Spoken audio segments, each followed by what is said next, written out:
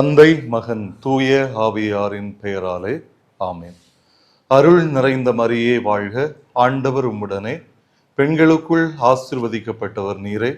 உம்முடைய திருவயிற்றின் கனியான இயேசுவும் ஆசி பெற்றவரே. புனித மரியே, இறைவனின் தாயே, பாவிகளாயிருக்கிற எங்களுக்காக இப்பொழுதும் எங்கள் இறப்பின் வேளையிலும் வேண்டிக் கொள்ளும். ஆமென். மரிய மாதா தொலைக்காட்சியின் அன்பு நேயர்களே, அன்னை மரியாவுக்கென்று பல சிறப்பு பெயர்கள் உள்ள நிலையில் துன்ப முடிச்சு அவிழ்க்கும் அன்னை என்னும் வரலாற்றை உங்களோடு பகிர்ந்து கொள்ள விரும்புகிறேன். ஜெர்மனி நாட்டில் வாழ்ந்த செல்வந்த குடும்பம்.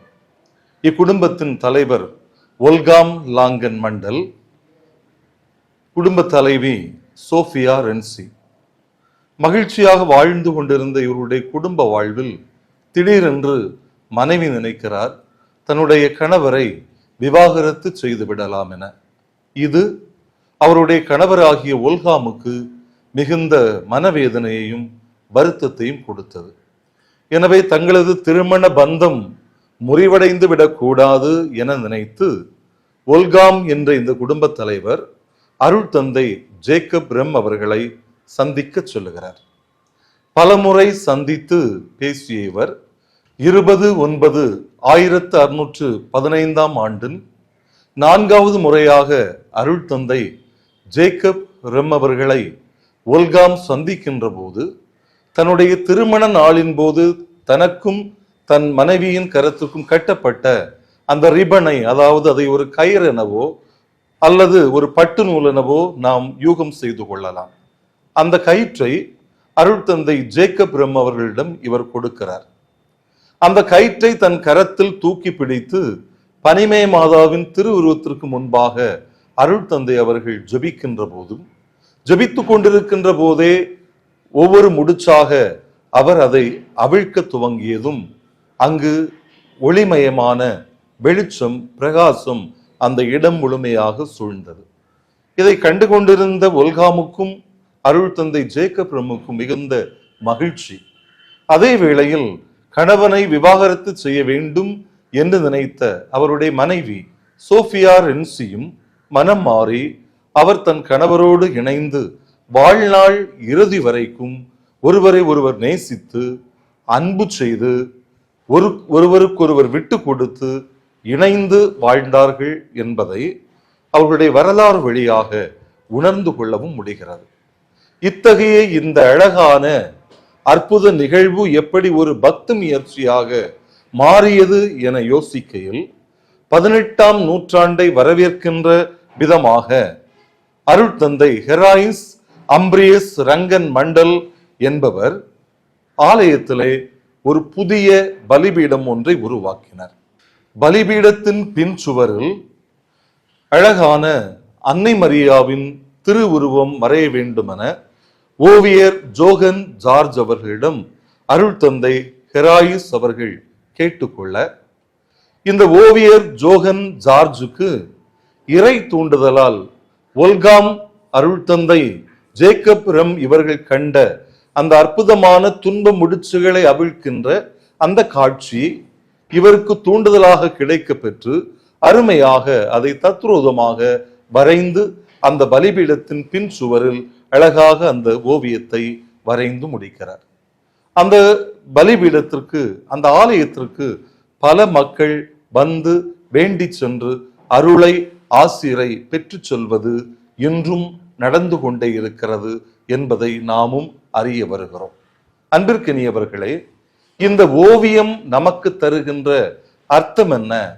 இந்த ஓவியத்திலிருந்து எவையவற்றை நாம் அறிந்து கொள்ளுகிறோம், புரிந்து கொள்ளுகிறோம் என காண்கிற போது, அன்னை மரியாள் 6 அடி உயரமும் 4 அடி அகலமுமான அந்த தோற்றத்திலே விண்ணுக்கும் மண்ணுக்கும் இடையே நிற்பது போன்றும், அவரை சூழ்ந்து பிரகாசமான ஒளிமயம் நிறைந்திருப்பது போன்றும் அந்த திருவுருவ படம் காட்சி அமைந்திருக்கிறது.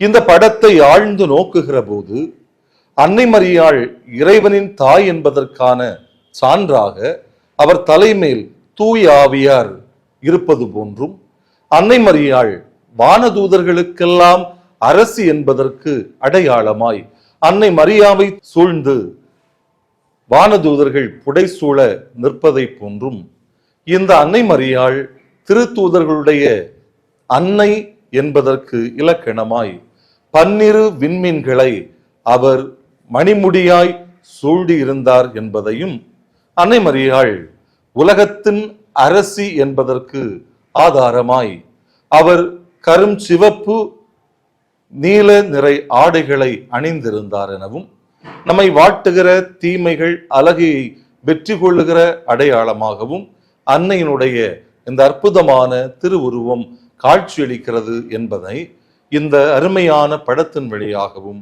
உணர்ந்து கொள்ள முடிகிறது.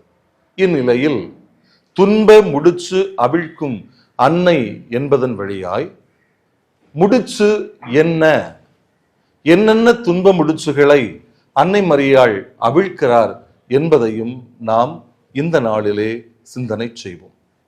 நம்முடைய வாழ்க்கையில் தீராத பிரச்சனைகள் அல்லது தீர்வு காண முடியாத போராட்டங்கள், குழப்பங்கள், சஞ்சலங்கள் இருந்து கொண்டே இருக்கின்றன.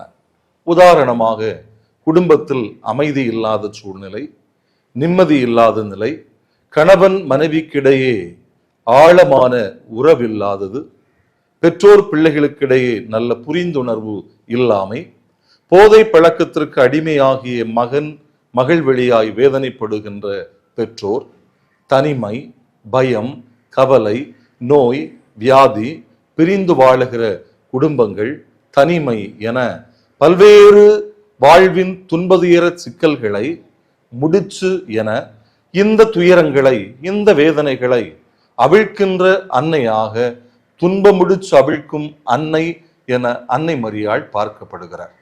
எனவே 17ஆம் நூற்றாண்டிலிருந்தே அழகாய் இந்த பக்தி முயற்சி தொடர்ந்து நடைபெற்று கொண்டிருக்கின்ற நிலையில் நம்பிக்கையோடு இந்த திருப்படத்தின் முன்பாக வேண்டி நிற்கின்ற யாவருடைய துன்பதுயரங்களும் வேதனைகளும் கவலைகளும் ஒவ்வொரு முடிச்சுகளாக அவிழ்க்கப்படுகின்றன என முழுமையாக தங்களை அன்னை மரியாவின் பாதத்தில் ஒப்பு கொடுத்து வேண்டுவோருக்கு வாழ்வில் தடையாக இருக்கின்ற முடிச்சுகள் யாவும் அவிழ்க்கப்படுகின்றன என்பதையும் துன்ப முடிச்ச அன்னையின் வரலாறு வழியாக நாமும் உணர்ந்து கொள்ளுகின்றோம். இந்த சூழலில் இந்த பக்தி முயற்சி எவ்வாறு தொடர்ந்து உலகெங்கும் பரவி கொண்டிருக்கிறது என காண்கிற போது, நம்முடைய மறைந்த திருத்தந்தை பிரான்சிஸ் அவர்களும் அவர் பீனோஸ் ஐரிஸ் என்கின்ற மறை மாவட்டத்தின் ஆயராக நியமனம் பெறுவதற்கு முன்பாக அவர் ஜெர்மனி நாட்டில் படித்து கொண்டிருக்கின்ற போது இந்த துன்ப முடிச்சு அவிழ்க்கும் அன்னையின் பக்தி முயற்சியால் மிகவும் கவரப்பட்டவர். எனவே படிப்பு முடிந்து அர்ஜென்டினா நாட்டிற்கு அவர் செல்லுகின்ற போது இந்த பக்தி முயற்சியை அந்த நாட்டிலும் திருத்தந்தை பிரான்சிஸ் அவர்கள் பரப்பி வந்தார். 16ஆம் ஆசீர்வாதப்பர் திருத்தந்தையாக திருச்சபையை வழிநடத்துகின்ற போது நம்முடைய மறைந்த திருத்தந்தை பிரான்சிஸ் அவர்கள் துன்ப முடிச்சு அவிழ்க்கும் அன்னையின் உருவம் தாங்கிய இரச கிண்ணத்தை அன்பளிப்பாக கொடுத்தார். நம்முடைய மறைந்த திருத்தந்தை பிரான்சிஸ் அவர்களும் திருத்தந்தையாக திருச்சபை வழிநடத்தும் பொறுப்பை ஏற்ற அந்த நேரத்தில் அர்ஜென்டினா நாட்டு மக்களும் எந்த கொல்லனால் உருவாக்கப்பட்டதோ அவரை சந்தித்து துன்பம் முடிச்சு அவிழ்க்கும் அன்னையின் திருவுருவம் தாங்கிய அழகான இரச கிண்ணத்தை உருவாக்கி திருத்தந்தை பிரான்சிஸ் அவர்களுக்கு அன்பளிப்பாக வழங்கி உள்ளனர். இந்த துன்பம் முடிச்சு அவிழ்க்கும் அன்னையின் முதல் ஆலயம் இந்த உலகத்தில் 1989ஆம் ஆண்டில் ஆஸ்திரிய நாட்டில் உள்ள ஸ்ரீயா என்கின்ற இடத்தில் நிறுவப்பட்டுள்ளது. ஏன் நம்முடைய தமிழகத்திலும் கூட செங்கல்பட்டு மறை மாவட்டத்தில் தளம்பூர் என்கின்ற ஊரில் துன்பம் முடிச்சு அவிழ்க்கும் அன்னைக்கென ஆலயம் உள்ளது.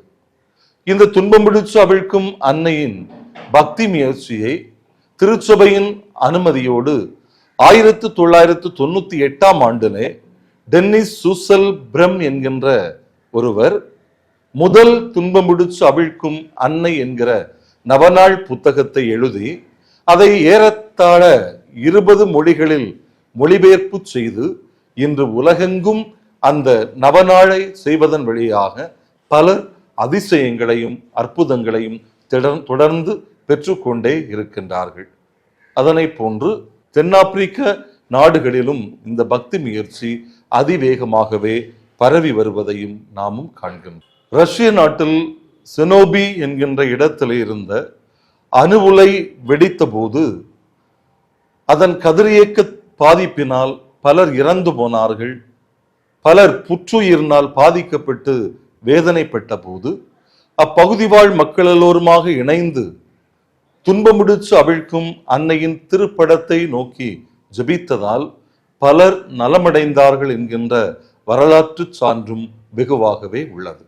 இந்நிலையில் துன்பமுடிச்சு அவிழ்க்கும் அன்னையை பற்றி இன்று சிந்திக்கின்ற போது இன்றைய கால சூழலில் இன்று துன்பமுடிச்சு அவிழ்க்கும் அன்னை நமக்கு கற்றுத்தருகிற அழகான வாழ்வு நெறி பாடம் என்னென்ன என ஆழ்ந்து சிந்திக்கின்ற போது இந்த துன்பமுடிச்சு அன்னை முதலாவதாக துன்பத்தை துணிந்து எதிர்கொள்ள வேண்டும் என்கின்ற மனநிலையை நமக்கு கற்றுத்தருகிறார். பயப்படுவதோ ஒதுங்கி செல்வதோ வேண்டாம் என்று எண்ணுவதோ என்றில்லாமல் துன்பத்தை நேர்மையான உள்ளத்தோடு எதிர்கொள்ளுகின்ற ஆற்றலை அன்னை மரியாள் கற்றுக் கொடுக்கிறார். இரண்டாவது, இந்த அன்னை வழியாக கற்றுக்கொள்ளுகிற துன்ப வேளைகளில் நம்பிக்கையில் தளர்ந்து போகாது தொடர்ந்து விடாது முயற்சி செய்து முயன்று முன்னேறினால் துன்பங்கள் நம்மை விட்டு தூர போகும் என்பதையும் அன்னை வழியாக நாம் கற்றுக்கொள்கிறோம்.